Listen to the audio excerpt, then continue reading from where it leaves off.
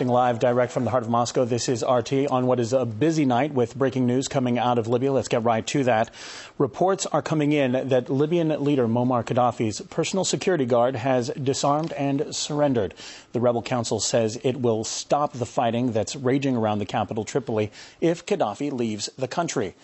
They also claim to have captured Colonel Gaddafi's son, Saif al-Islam. Associated Press says the Libyan rebels are coming under sniper fire as they near the capital's main square. Rebels have reportedly entered Tripoli from the west as fighting in Libya intensifies. Associated Press say that NATO has backed rebel forces and they have advanced to within a few kilometers of Tripoli's city center. Eyewitnesses are tweeting that an independence flag has been raised on Abdel Ghani Mosque in the city. There are also reports on social media sites that state TV in Libya has gone off the air. Gaddafi spokesperson Musa Ibrahim has called for a ceasefire, but says the rebels are not ready to listen. More than 1,300 people have been killed within the last 12 hours of fighting. That's according to the Libyan government spokesman Musa Ibrahim. He addressed journalists in Tripoli, accusing NATO forces of causing death and destruction.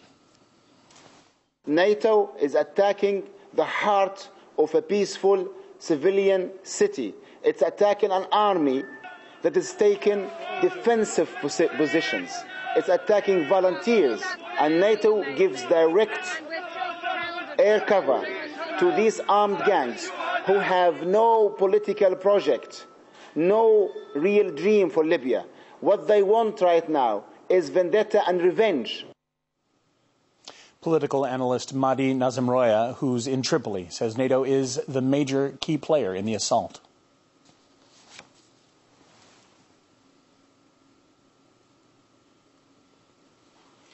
They're specifically targeting the areas where international journalists are to feed panic here.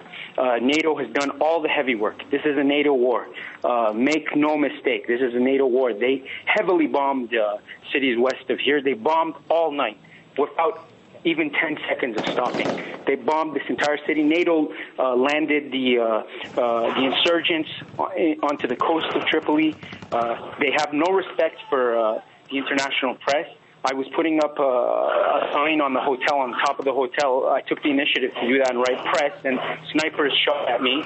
I was told right now, I can't confirm it, but I was told, and a lot of the Libyans feel happy, that people are amassing in Green Square and other parts of the city, taking up arms and ready to fight to defend this nation. I don't know how it will play out, but it was a huge, intense psychological war here that has hurt the war effort. The media has been deliberately involved here. This war is not about Colonel Gaddafi. Colonel Gaddafi is just a pretext for this war. This war has nothing to do with Colonel Gaddafi. It has to do with stealing money from the Libyan people.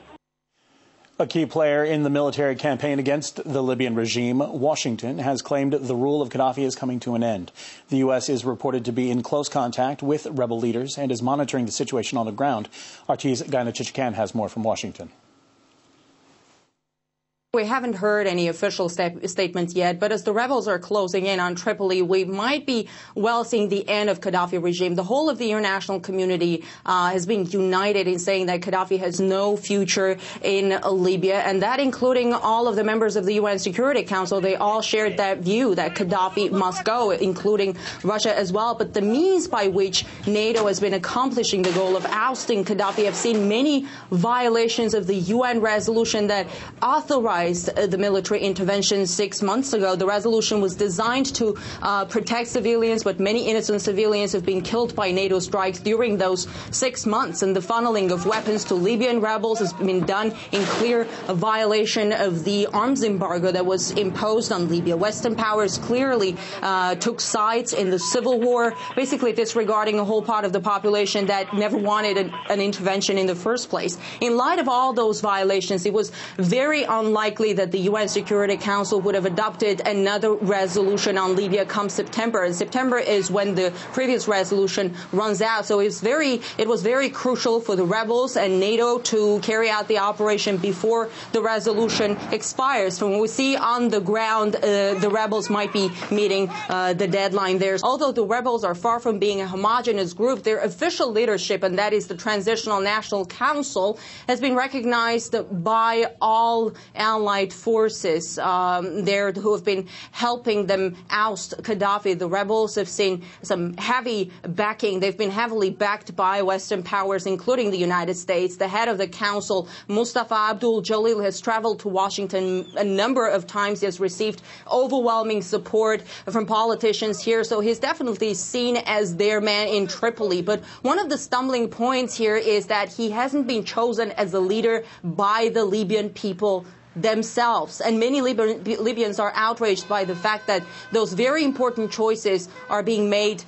for them. Also, going back to the point that the rebels are not a homogeneous group, there has been some infighting going on among the rebels as well. At the end of July, a top rebel military commander was killed under very suspicious circumstances which led to believe that the head of the Transitional National Council might have had a hand in that murder. But again, that infighting has been very murky and definitely has not received enough coverage. But many experts are saying the fight for being in charge of Libya is no surprising considering what is at stake. And let's not forget, it is a nation that has the richest oil reserves in Africa. RT's Gana Chichikan there from Washington. Now, President Sarkozy of France, as well as the German government, are again calling on Gaddafi to step down in the face of the recent gains by the rebels. RT's Daniel Bushell is in Paris with the latest. President Sarkozy called on Gaddafi to immediately give up what power he has left, to order his forces to cease fire and to give way to what Sarkozy called the legitimate Libyan authorities as, quote, the outcome of the rebel victory is no longer in doubt. The French leader added he fully supports the rebels. He called this a decisive moment and hailed the Libyan people who support them, reiterating France's backing for the rebel provisional council. Germany has called on Gaddafi to step down quickly. Defence experts here fear France will now use military force in the capital, putting civilian lives at risk, and that it will use the International Criminal Court's indictment of Gaddafi as a justification.